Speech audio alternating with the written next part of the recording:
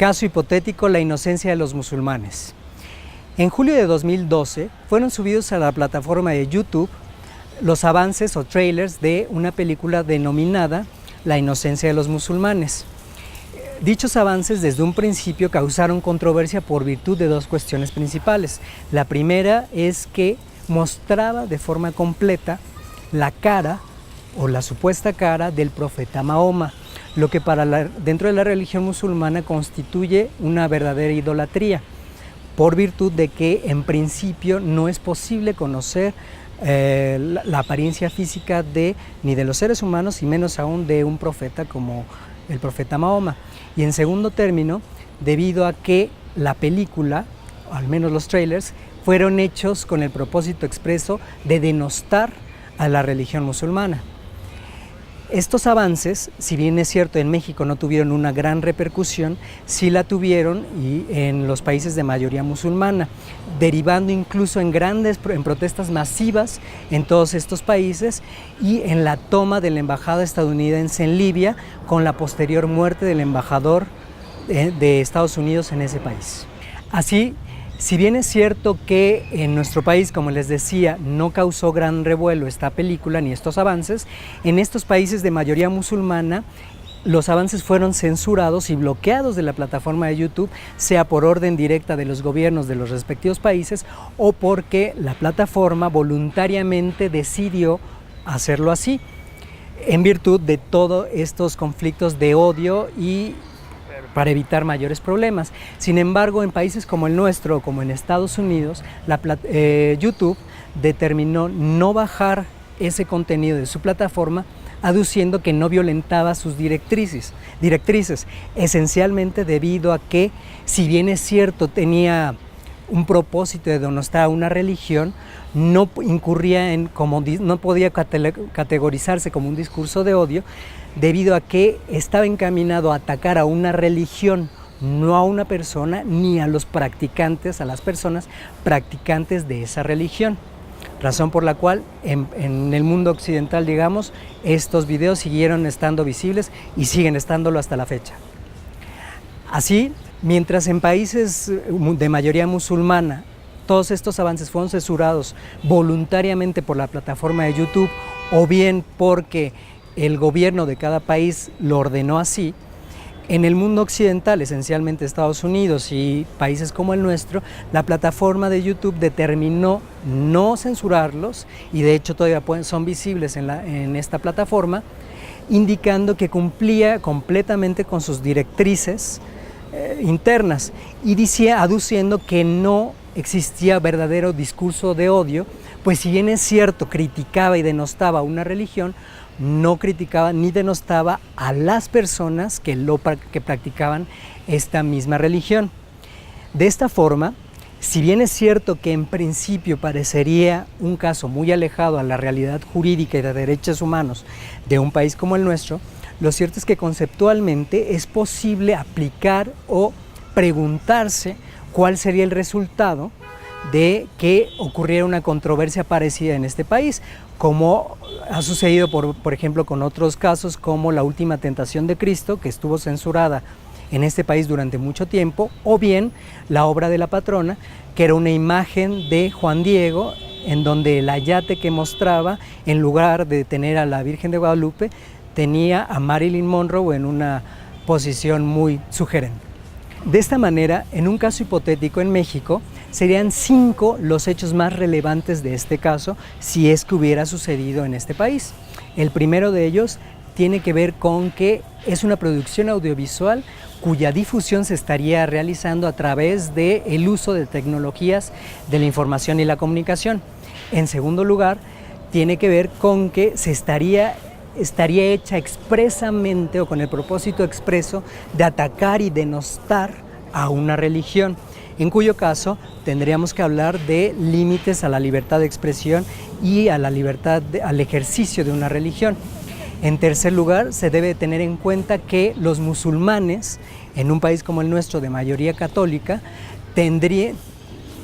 gozan a nivel internacional de una protección especial, pues se les puede considerar como una verdadera minoría.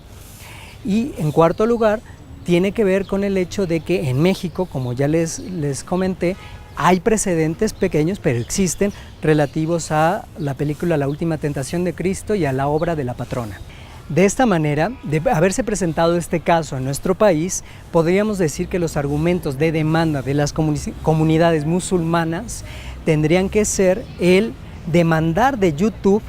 que se bajaran estos avances y trailers de la difusión de esta plataforma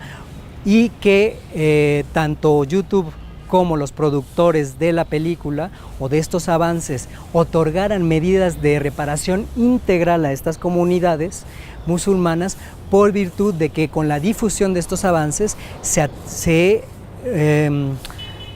violenta su derecho a no ser discriminados por motivos religiosos, se violenta su derecho al honor,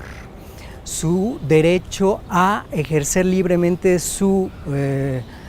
religión, y últimamente inclusive se podría hablar de que se estaría atacando a una cultura en específico, pues para ello pues la religión puede formar parte o puede ser un elemento definitorio de una cultura, y con el agregado de que en nuestro país, por la cantidad de el número tan bajo de personas que practican la religión musulmana, a nivel internacional, dentro de los derechos humanos, se les debe de considerar como minorías religiosas. De su lado, los argumentos de defensa de YouTube se constriñen esencialmente a los mismos que ya fueron esgrimidos al momento en que sucedió esta controversia en otros países, y que tienen que ver con que no se violentan sus directrices, pues la difusión de este material, independientemente de los méritos artísticos, que en principio podríamos decir que no los tienen, no se trata de un discurso de odio, pues una cosa es atacar a una religión como un conjunto de ideas y creencias, y otra muy distinta es atacar a los practicantes de esta misma religión o de estas mismas ideas, de forma tal que con estos avances, esta película, toda vez que únicamente incluso se burlaban de una religión, pero no de los musulmanes o las personas que practican esta religión, no existe discurso de odio. Por su parte, los argumentos de defensa jurídicos de los productores de estos avances y de esta película esencialmente se centrarían en indicar que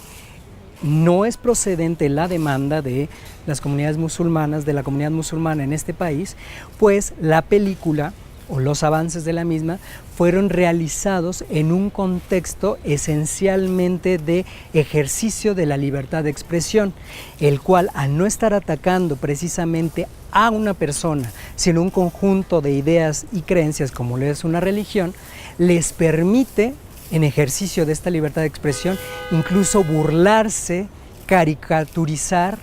y llamarlos, denostarlos, los llaman hipócritas, les llaman una religión hipócrita a esta religión, pero esencialmente bajo el paraguas del ejercicio de una libertad de expresión que les permite llegar a estos extremos con tal de no atacar a una persona. Es decir, podemos decir, y apresurando un poco una conclusión, que las personas somos los que tenemos derechos, las ideas, las religiones, Dios mismo incluso como una idea, a menos que decida encarnarse, pero en tanto no tenga una existencia material, no es susceptible de derechos, y por lo tanto se le puede denostar y burlarse bajo el ejercicio de la libertad de expresión. De esta forma y a manera de síntesis, podemos decir que los derechos humanos involucrados en esta controversia a nivel nacional e internacional son evidentemente la libertad de religión, la libertad de expresión, la protección internacional y nacional a minorías de carácter religioso, los derechos a tener una cultura y una identidad propia, al igual que la existencia o no o la tipificación del delito de discriminación, así como la garantía y derecho humano a no ser discriminado por motivos religiosos. Vistos los antecedentes anteriores y desde mi punto de vista, considero que de presentarse este caso hipotético en México, deberíamos de darle la razón a los demandados y negarles la acción en consecuencia a los demandantes. Pues si bien es cierto que en principio, en un país como el nuestro, las comunidades musulmanas gozan de una protección especial desde el derecho internacional al ser consideradas como minorías religiosas y por lo tanto ser susceptibles de mayores protecciones tanto a su cultura como a su religión, etcétera. Es decir, efectivamente el Estado está obligado a garantizar de manera más profunda todos estos elementos. Cierto es también que, tal como lo argumentó esencialmente la plataforma de YouTube, en este caso no podemos considerar que existe ni no se tipifica el delito de discriminación, ni no hay un discurso de odio, en la medida en que esencialmente a